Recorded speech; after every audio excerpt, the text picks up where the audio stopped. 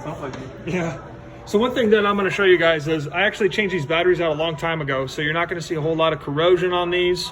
But this was, you got to be very careful when changing the batteries out. I found that the old batteries had a cell that was cracked on the inside of it, and it was pooling up battery acid down below there in this containment. And when I took it out, I actually got some on my pants. I was wearing gloves and goggles, but I got on my pants and it completely eroded my pants. Thankfully, the store was able to use some new Dickies for me. So a couple quick overviews for you guys. This is the vacuum draw assembly. So this is the fan for the vacuum motor here. When this spins, it draws air in through here for the vacuum effect. So I actually believe it draws from this way and exports or exhausts out that way. This is the vacuum intake there. And so that's what that system does there. Now, over here, this is the control panel. Okay, this control panel has fuses for different components like the drive motor, the vacuum motor, the brush motor, and the charging system. So these are push overrides. So these are like breakers. These are fuse breaks. Right here in the front, there's a main fuse right here. This is a 100 amp fuse. I've had one of these go out. If this goes out, you definitely need to check and see what's going on with the unit. 100 amps and a DC current, that's pretty strong. Something's happened. So don't just replace the fuse. Check out what caused the fuse to trip. Is it charging? Charging cable loose? Is any of the main power harnesses loose? Are the charging terminals loose? Figure out what caused that black 100 amp fuse to short out. There are relays in here. There's a contactor, a relay, and a couple control relays in here to control the different functions of the unit. And this is a hood safety switch right here. A lot of times I found that these units will not actually run unless this hood safety switch is depressed. It's a mechanical pressing step, and you can see right here, there's some marks from it kind of smudging. Sometimes what happens is these hinges in the corner will cause the whole top carriage to shift over just ever so much to where this will disengage. And that'll kill the bat. This is a kill switch. It's a dead man switch. So if this is open, the unit will not run. Some ways I got around to actually making this work is I'll take like a felt pad for the bottom of a chair. They sell it here at Walmart, and they're, you know, about 1/4 inch or so. You could stick it up at the top here to make up the difference between when it, go ahead and close it, not on my fingers, but nice and ever so slowly.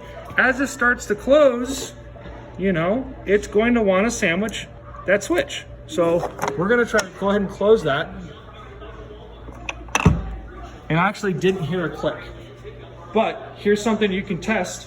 If your unit is not moving at all, like this one's on full battery and it's not moving, a quick way you can figure out if it's that switch is you can manually depress it and try to move forward at the same time, assuming that, you know, you've got help to do it. So Xavier, be nice. So there we go. So now we know a couple things.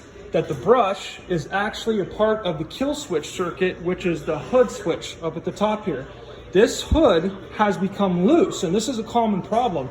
Another problem that happens too is this metal tab, if they slam this thing down, this switch is kind of robust. It'll keep pushing that switch down because there's only a little bit, you know, there's a 1/16 of an inch metal here, and it'll bend that bracket down in there. So a way you can kind of get around that, let's see if I have the right tip. Xavier, we take that for a second. Is we're gonna go ahead and try to pry that up a little bit to see if we can get that to engage a little bit better.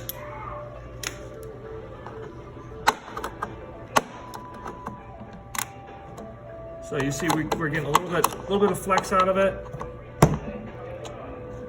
Okay, so, and you know, that switch might actually go out too. Over time, I mean, just click, click, click, click, click, click, off, on, off, on, off, on. It may actually fail. And there's nothing that's saying that you can't get a better switch than that. That's the manufacturer recommended, but I would say that if it fits the housing, if it handles the appropriate voltage, then get a better switch than that. Get one that's a little bit more stout, that sticks up a little bit further, maybe a little bit rounder, something like that. But we're gonna try to close that again and see if we can operate this unit based on that adjustment we made. Now there is a hood kickstand here so that when you're charging a unit, you don't smash the wires in there. So you want to move that out of the way. So that whole switch is not,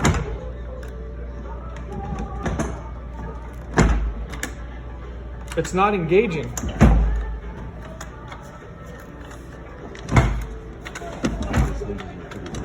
So do we have some loose hinges? So we have loose hinges here. That's going to cause all kinds of silly play. Yeah, so Jose's got an idea. He's going to try to shim it. Go ahead, guys. Now that you've got the concept,